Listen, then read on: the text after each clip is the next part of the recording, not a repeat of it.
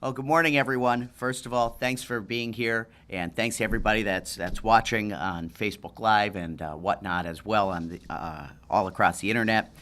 Thank you for joining us.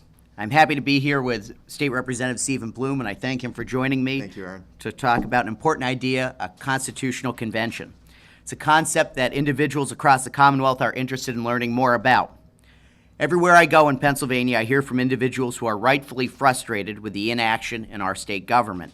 And I think this is a perfect time to be talking about this, especially after the most recent state budget stalemate. For years, the public have been demanding some of the same major reforms. And yet, these reforms continually fail to make their way through the legislative process. Look no further than the state budget stalemates, which we've experienced over the past few years, or property tax reform and school funding, redistricting reform, and the list goes on. There are countless issues with a vast majority of Pennsylvanians agree upon, but due to party politics, are never enacted into law. Representative Bloom has introduced legislation in the House, which I've co-sponsored, calling for a limited constitutional convention for government reform to make changes on some of these major issues which seemingly have no legislative fix.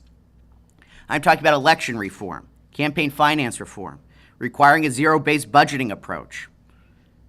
Pennsylvania has not held a constitutional convention since 1967.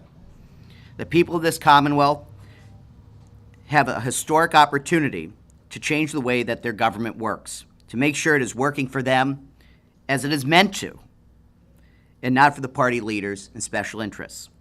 I'll turn it over to Representative Bloom to talk more about the specifics of how a constitutional convention would work, and I thank you for being up here. Thank you. Thank you, Representative Coffer, and thank you for your hospitality. Thank you for co-sponsoring this important legislation. The concept of how this bill would work, just a little bit of the mechanics, and this happened, as Representative Coffer mentioned, this last happened in 1967 when Pennsylvania had its last constitutional convention, and it's happened several times throughout the history of the Commonwealth prior to that. And we're seeing that there's some problems with the structure that was set up in 1967, leading to some of the issues that Representative Coffer just talked about, some of the persistent chronic dysfunction in Pennsylvania state government. So this bill would give the citizens of Pennsylvania the opportunity to fix these problems that the legislature itself either can't or won't fix. The process would begin with enactment of this bill. Once the bill was enacted, it would set up a referendum. So on the next election, whether it be a primary or general election cycle, the people of Pennsylvania would have the opportunity to vote yes or no. Do you want to have a limited constitutional convention? If they vote yes, then there would be delegates who would have to be citizens, not legislators, to be elected to this constitutional convention, 3 from each senatorial district. They would then convene on the next July 1st, and the convention would open. They, being elected by the citizens, being citizens themselves, would identify what areas they want to fix within the limited parameters of the Constitutional Convention.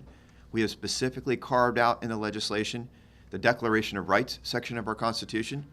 We don't want to touch that or open that. That's sacred ground that's been the same in our constitutions going back hundreds of years in Pennsylvania. But we're opening up all the provisions related to the legislature, the judicial branch, and the executive branch, which are ripe for reform. Those delegates would then identify which reforms they want to pursue. It could be any of the things that Representative Coffer mentioned. It could be eliminating the office of lieutenant governor. It could be changing the term of representatives. It could be eliminating the number of representatives. It could take us down from 203 to 100 or 10 or whatever the citizens feel is best. They can change our compensation. They could change the way the state makes contracts when it enters into contracts that are spending taxpayer dollars to make sure that the reforms are in place to protect the citizens. Whatever that Constitution then chooses to identify would be ratified by the Constitution, and then on the next election ballot, and the Constitution would run from July 1st through November 1st, then the citizens would have the right once again to vote up or down on those reforms that the convention proposes. So the citizens have the initial say in whether we do this. They have the say on what's done. They're cutting us, the legislators, out of the process, which is, I think, what is needed to actually make these changes that are so long overdue because the legislature won't do it on our own. Then they have the opportunity at the end to actually ratify through their vote whether these changes get enacted. So there are the double safeguard of the citizens voting for it and the citizens ratifying it at the end, and in the middle of the process are the citizens who are actually elected by their fellow Pennsylvanians to serve in this convention. So that's the mechanics of it, and then Representative Coffer and I would be happy to discuss questions about the mechanics or more about the kind of reforms that might come up or any other questions that folks may have. Steve, what kind of support do you have for this? We've gotten so far in the House, we have over 2 dozen co-sponsors like Representative Coffer, including most of them are Republicans. We do have one Democrat on board so far in the House. And in the Senate, I understand that Senator Eichelberger has at least a dozen co-sponsors, including at least one Democrat, maybe more than one. So we're beginning to get some bipartisan support, and this is not a partisan type bill.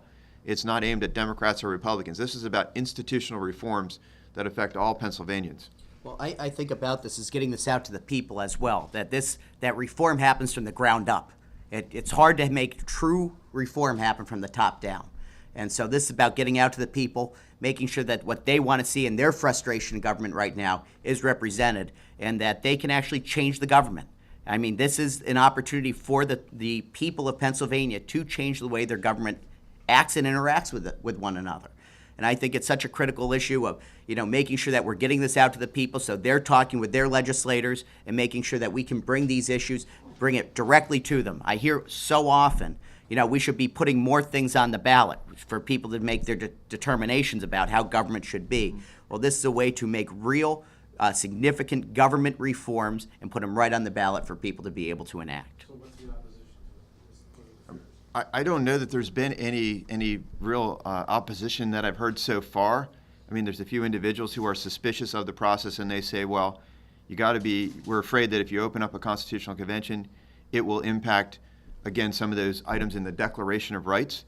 But we've made this extremely clear in the legislative language that it's strictly limited to the Articles 2 through 5 that we are targeting, the operation of the government itself, not the rights of the people. And it's very clear, and there's court precedent, and it's happened before in previous conventions, that you can do that. You can have a limited convention that only touches on the areas that are ripe for reform and leaves those areas that are sacred, such as the Declaration of Rights, in place. If folks like the way Pennsylvania government is operating right now, then they shouldn't support this. But if you're frustrated, which so many citizens are, with all the dysfunction in Harrisburg, then this is your opportunity to step in and force the action that's so long overdue.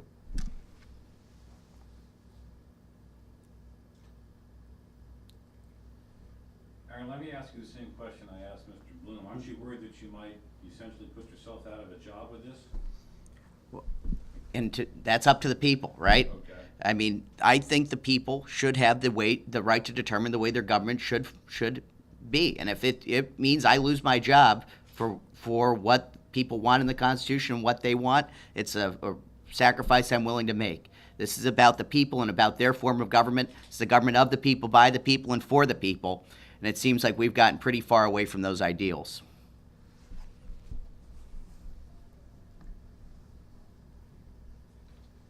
And what do your colleagues in the Senate say about this? Well, again, Senator John Eichelberger from Blair County is the prime sponsor in the Senate. We are introducing identical bills, and he has picked up some significant support from other senators for the bill. So the Senate itself, as a whole, they haven't spoken on it yet, but certainly there are individual senators who are very interested in it. And part of the reason why we're even having this event today is to make sure that the citizens become aware of this, because it won't be ultimately House members or senators that drive this process. The leadership in the House and Senate over the decades has proven very inept when it comes to actually reforming the institution itself. These are changes that are going to have to come from the ground up. So we're asking citizens to call your reps, call your senators, tell them you want them to co-sponsor this bill so that they themselves can reclaim the power to reform government in Harrisburg and not wait around another decade or 3 decades or whatever. It's been 50 years since our last convention for something to change. This is the opportunity for citizens to step forward.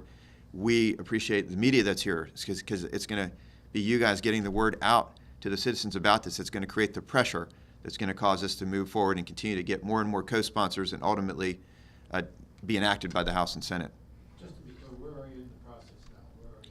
The bills are just now being introduced. I have, Senator Eichelberger has introduced his bill as Senate Bill 867, and I have House Bill 1967, which is the year of the last convention, that is identical, that's going to be introduced any day. We had to wait. We actually had reserved the number 1967, and you have to wait till that number comes up, and it should be coming up this week.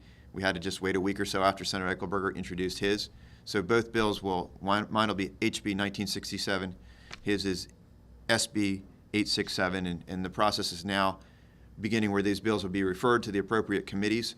In the House, we presume it will go to the State Government Committee, and I'll be working with the chairman of the State Government Committee to ask for his support in putting the bill before his members to move it out of committee and onto the Senate, or onto the House floor. I also think it's important to note, too, that Representative Bloom and Senator Eichelberger are part of a coordinated effort now trying to hit a lot of the different parts of the state to bring attention to this issue. Because, there's been a lot of editorials, there's been a lot of articles in different newspapers, Penn Live, Philly.com, that have published about this specific issue.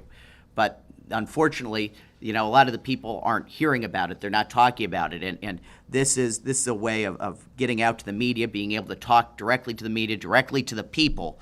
This is an opportunity for you to change the way government operates. And this is a chance to make true, meaningful reforms. And, I know that Representative Bloom also has another commitment later today where he'll be doing another event. And I know that In the Allentown area. Right, down in the Lehigh Valley. And Senator Eichelberger will be is working on getting his set up as well to travel different parts of the state. The point is to make sure that we hit the areas that people know what's going on, because we need to make this happen. If there's something that I've learned in my 2 terms in office now is that government does not operate always with what the interests of the people are. And this is a way of taking it directly to the people so that they can make up their determination of how they want their government to operate. And if I could mention one other thing, Aaron mentioned that some of the media organizations across the state have taken an interest in this, and not just in terms of reporting, but actually in terms of editorializing. There have been several significant editorials from papers that tilt different ways politically, but including, Aaron and I are Republicans, but the Philadelphia Inquirer, it's called Philly.com, but that's the entity that publishes the Inquirer. They wrote an excellent editorial promoting the idea, encouraging us to move forward with this, and they're certainly not known for their conservative tilt. This shows that the issue itself is very bipartisan. It isn't a Republican versus Democrat thing. It's a citizens taking control of their government thing.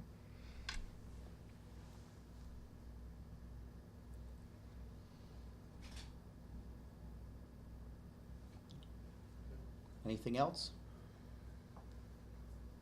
Thank you, Okay. folks, very much. Thank you, everyone. Thank Appreciate you. it. Thanks for being here.